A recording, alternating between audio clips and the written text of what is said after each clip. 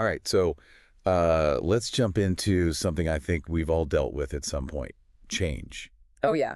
You know, think about a time when your company decided to roll out some big change, Mm, maybe a new software system yeah, or a big reorg. totally. It's never as simple as like sending an email and hoping for the best, right? Absolutely not. That's where this idea of change management comes in, Right. helping organizations, well, manage change. You hit the nail on the head. I think, traditionally a lot of people think of change management as just comms Yeah. and making sure that stakeholders aren't too riled up. Right. But the deep dive that we're doing today, it reveals that it's so much more than that. It sounds like this source is saying that it's not just about smoothing things over, Yeah. but that it's about using change to like transform the entire organization. Yes. Almost like change is the engine Yes. that's driving the business forward. Precisely. Yeah. It's taking a step back and looking at how change can really help a business thrive in a world that never sits still. Imagine a company adopting some massive new tech, right? Yeah. It's not just about learning the software. Right. It's realizing how that tech impacts every single part of the company, the workflows, the culture, even how the company sees itself. I've definitely seen changes rolled out where it felt like they just ignored all of that. Yeah. Just slapped a new coat of paint on things and hoped nobody would notice. Yeah. What usually happens in those cases? Well, you usually end up with a lot of frustrated employees Yeah. and a change initiative that falls flat. Right.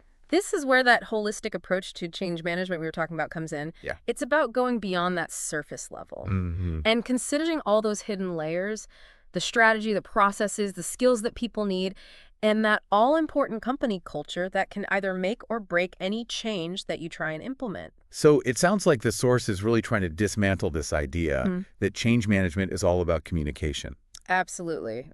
It stresses that communication is definitely important. Yeah. But it's just one piece Okay. of a much larger puzzle. Got it.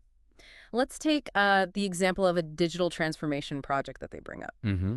Sure, communication announces the change, but the real meat of change management lies in actually making it a reality, not just talking about it.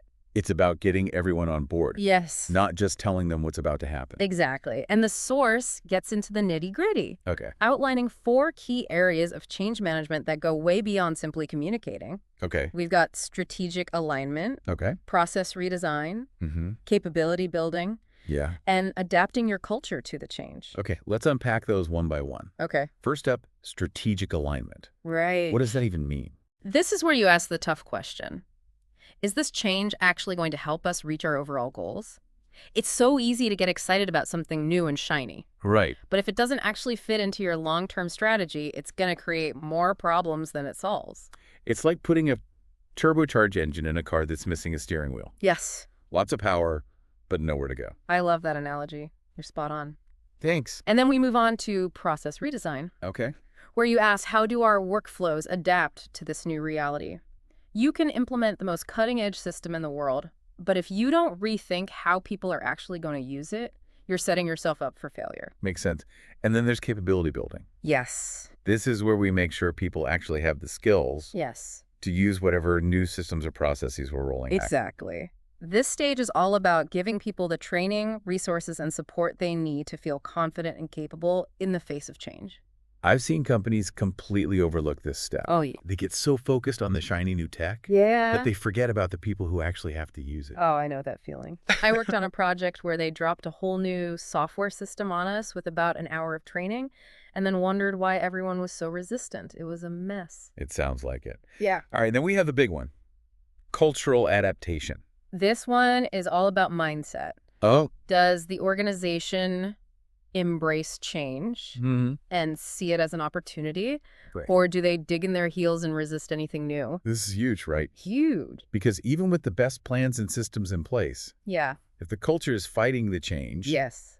it's going to be an uphill battle the whole way. You're absolutely right. And this is where the source really dives into the critical role of stakeholders. Okay. It's not enough to just manage their perceptions of the change. Yeah. We need to get them truly engaged. Okay, so tell me more about this whole stakeholder engagement piece. Yeah.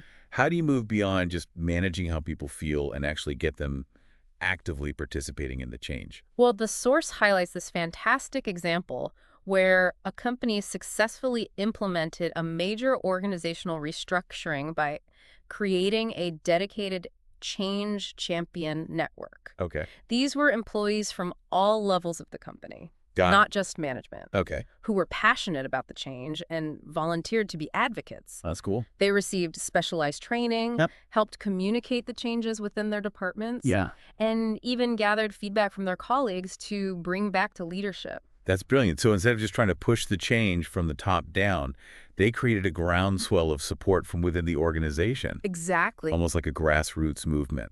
Exactly.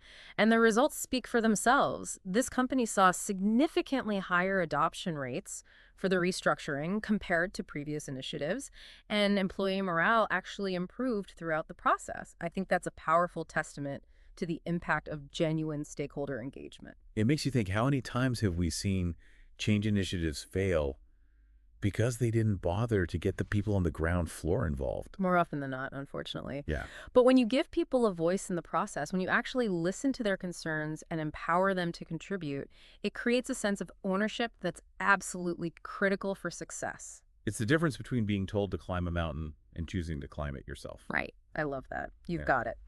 And this brings us to another key point from the source: developing future-proof capabilities. It's not enough to just survive the current change. It's about making sure the organization can adapt to whatever comes next. So it's about building that resilience Yes, and adaptability right into the DNA of the company. precisely. The source breaks this down into three core areas: upskilling and reskilling, Okay. embedding change competencies, Mm-hmm. and strengthening leadership. Got it. Okay, let's dive into those. Upskilling and reskilling seems pretty straightforward. Just make sure people have the skills they need for the new reality, right?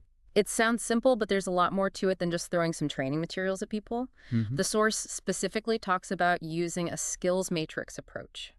You map out the skills you need for the future state of the organization, compare that to your current workforce skills, and identify the gaps. So like a strategic roadmap Yes. for talent development. You figure out where you want to go, Yes. and then you create a plan to get your people there. Exactly. And then there's the idea of embedding change competencies. This goes beyond just having specific technical skills. It's about cultivating a mindset of adaptability, a willingness to experiment, and a comfort with continuous improvement. It's almost like building a change muscle. Right. The more you use it, the stronger it gets. That's a fantastic way to put it. And then finally, we can't forget about the role of leadership. Yeah. Leaders are the ones who set the tone and guide people through the turbulence of change. Absolutely. If the leaders are hesitant or resistant to the change, it's going to filter down to the rest of the organization. Exactly. And the source argues that leaders need to be equipped with the right tools and skills to be effective change agents. This means developing their communication skills, their emotional intelligence, and their ability to inspire and motivate their teams during times of transition. It sounds like we're talking about more than just managers here. We're talking about leaders who can truly inspire and guide their teams through uncertainty. That's exactly right. You know, one of the things that really stood out to me in the source material was the discussion about integrating new processes and systems. Yeah. It's so easy to get caught up in the technology itself, Yeah. but we can't forget about the human element. Oh, I know exactly what you mean. I've seen so many companies spend a fortune on shiny new systems only to have them flop because they didn't think about how people would actually use them. Right, Like those clunky project management systems that make you want to pull your hair out. right. You end up with a system that looks great on paper, Yeah. but is completely impractical in the real world. The source emphasizes that change management is all about making sure those new systems actually work within the existing fabric of the organization. So it's not just about implementing the technology. Right. It's about integrating it into the way people actually work. Exactly. And they break this down into three key areas: process alignment and integration, training and adoption, and measuring success and improvement. Okay, process alignment and integration. That sounds like it's all about making sure the new system fits into the way people already work. You can't just force a square peg into a round hole and expect it to work. You got it. It's about smoothing out that transition and anticipating any potential points of resistance before they derail the whole project. And then, of course, there's the training and adoption piece. It's not enough to just have the tool. People need to know how to actually use it in a way that makes their lives easier and helps them do their jobs better. So many companies seem to miss this part. They just drop the new tech on people Yeah. and then just assume everyone will figure it out on their own. It's a recipe for disaster. But there's hope, right? Yeah. Because with the right approach to change management, we can avoid those pitfalls. And that brings us to the final piece, measuring success and improvement.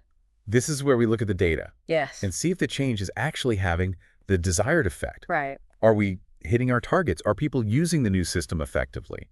What can we learn and adjust along the way? Exactly. It's about being data-driven in your approach to change management. And here's the really interesting part.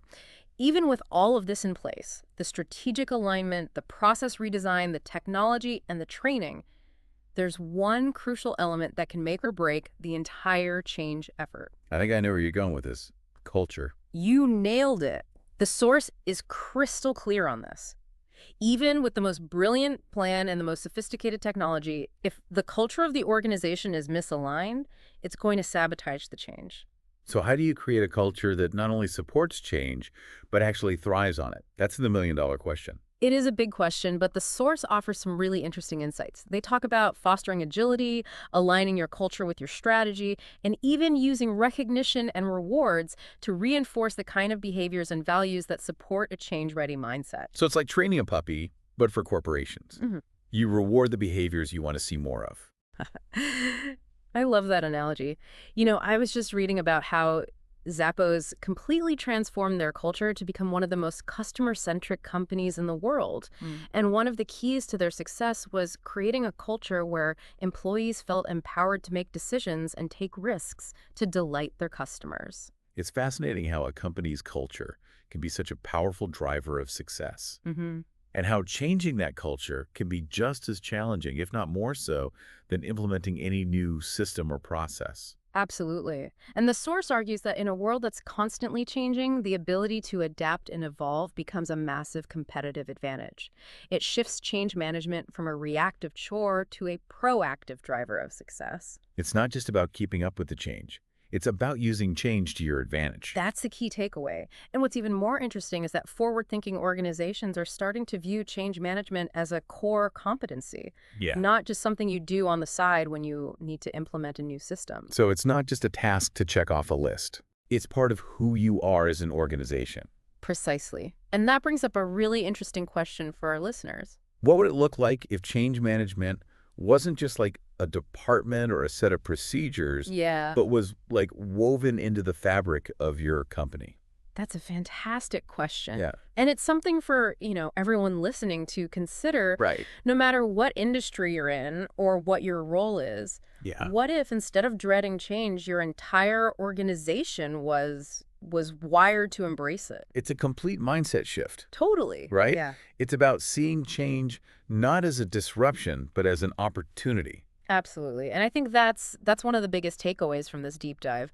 Change management isn't just about surviving those big shifts. Right. It's about leveraging change to drive growth and innovation. Yeah. It's about turning what could be a period of uncertainty and upheaval into a springboard for progress. So it's not about just managing change. It's about mastering it. That's a great way to put it.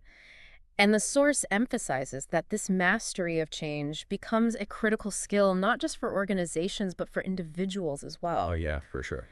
Think about your own career, your own goals. Yeah. How can you become a more effective agent of change in your own world? I think it starts with that mindset shift we were talking about. Yeah. Instead of seeing change as a threat, embrace it as an opportunity to learn, to grow, and to make a real impact. I completely agree. And remember those key areas we unpacked. Strategic alignment, process redesign, building new capabilities, and adapting the culture. Think about how you can apply those principles in your own work. Maybe it's speaking up and championing a new initiative. Yes. Suggesting a more efficient process. Yeah. Or even just being that positive voice that encourages your team to embrace new ways of doing things. Exactly. Every one of us has the potential to be a change maker. And the more we understand about the principles of change management, the more effectively we can drive progress and create positive change in our own spheres of influence. Thinking back to all the times I've resisted change in the past, I realize it was usually because I felt powerless, like things were being done to me rather than with me. Yeah.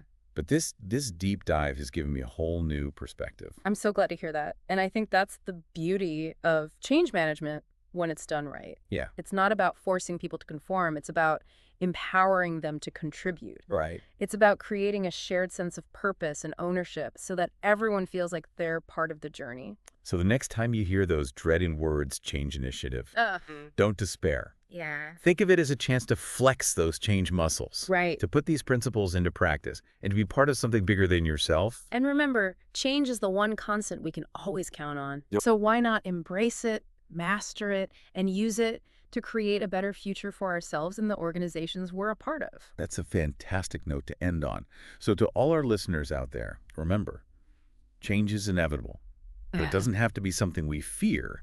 With the right mindset and the right tools, we can all become champions of change, driving progress, and shaping a world we're excited to be a part of.